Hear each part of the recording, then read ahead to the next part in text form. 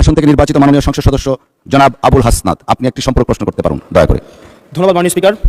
সালাউদ্দিন সাহেবকে প্রশ্ন করলে আবার কখন নোটিশ দেওয়ার কথা বলে ফেলেন, তো সেই বিষয়টা নিয়ে সবসময় আমরা একটু সংকোচে থাকি।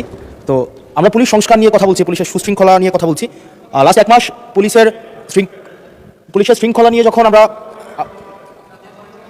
স্বরাষ্ট্রমন্ত্রী মহোদয় মাননীয় সদস্য জি বলতে দেন।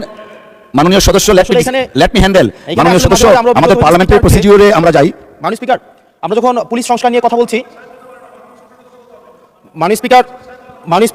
মাননীয় সদস্য আপনি দয়া করে বসুন।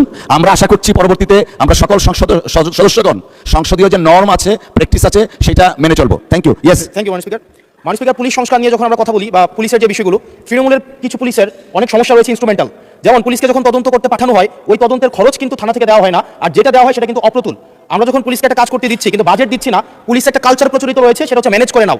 এই ম্যানেজ করতে গিয়ে দেখা যায় পুলিশ দুর্নীতির বিভিন্ন কাজে তারা কনভেনশনালি জড়িয়ে পড়ে। যেমন কিছুদিন আগে আমাদের 26শে মার্চের প্রোগ্রাম হয়েছে, এবং সেটা হচ্ছে সবাই জানে এই 26শে মার্চের প্রোগ্রামে যে বাজেট দেওয়া হয়েছে প্রশাসনকে, সেই বাজেট এবং প্রোগ্রাম করতে গিয়ে যে খরচ হয়েছে সেটার মধ্যে কিন্তু আনুপাতিক অনেক ধরনের ব্যবধান রয়েছে। তখন যে কাজটা করতে হয় পুলিশ, ব্যবসায়ী থেকে, তারপর হচ্ছে তার এলাকার বিভিন্ন প্রতিষ্ঠিত মানুষ থেকে কিন্তু অর্থ উঠাতে হয়।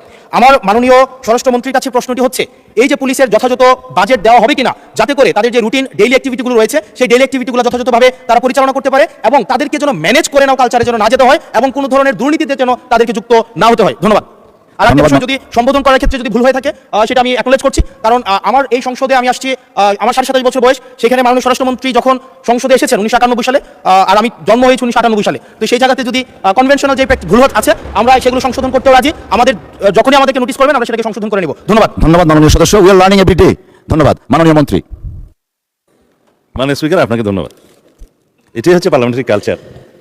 আমি বয়স যাই হোক, মাননীয় সংসদ সদস্য হিসাবে আমাকে অ্যাড্রেস করতে হবে যে সদস্য প্রশ্নটি উত্থাপন করেছেন। আর্লি এই যে পার্লামেন্টে আসার একটা সৌভাগ্যের বিষয়।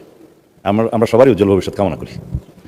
যেই মানে আমরা যে সময় এমপি হয়েছি তার চাইতেও আরও 8-10 বছর পরে জন্ম নেওয়াটা সৌভাগ্যের বিষয়, কারণ তার আগে সামরিক শাসনের সময় ছিল। যে প্রশ্নটা মাননীয় সদস্য উত্থাপন করেছেন, বাজেটের মন্ত্রী তো আমার পাশে আছে। এখন আমরা অনুরোধ করব পুলিশ বাহিনীকে আরও বেশি কর্মক্ষম করা এবং দুর্নীতিমুক্ত রাখার জন্য যথাযথ বাজেট তিনি দেবেন, এবং সেই বিষয়ে আমরা আগামী বাজেট অধিবেশনে পুলিশের বাজেট বৃদ্ধির জন্য আমি একটা প্রস্তাব মাননীয় অর্থমন্ত্রীর কাছে, মাননীয় প্রধানমন্ত্রীর মাধ্যমে করে রাখছি। এটা সত্য কথা যে পুলিশের যে পরিমাণ রিসোর্স দরকার, যে পরিমাণ বাজেট দরকার, সেই পরিমাণ আমাদের অর্থনীতি সহ্য করতে পারে না বলেই হয়তো আমরা দিতে পারি না। তবে আমরা একটা ট্রান্সপারেন্ট এবং জবাবদিহিমূলক পুলিশি ব্যবস্থা যদি কায়েম করতে চাই, পুলিশ যেন অন্য কোনোভাবে ম্যানেজ করার কালচার থেকে বেরিয়ে আসে, সেটা আমাদেরকে নিশ্চিত করতে হবে। ধন্যবাদ মাননীয় সদস্য।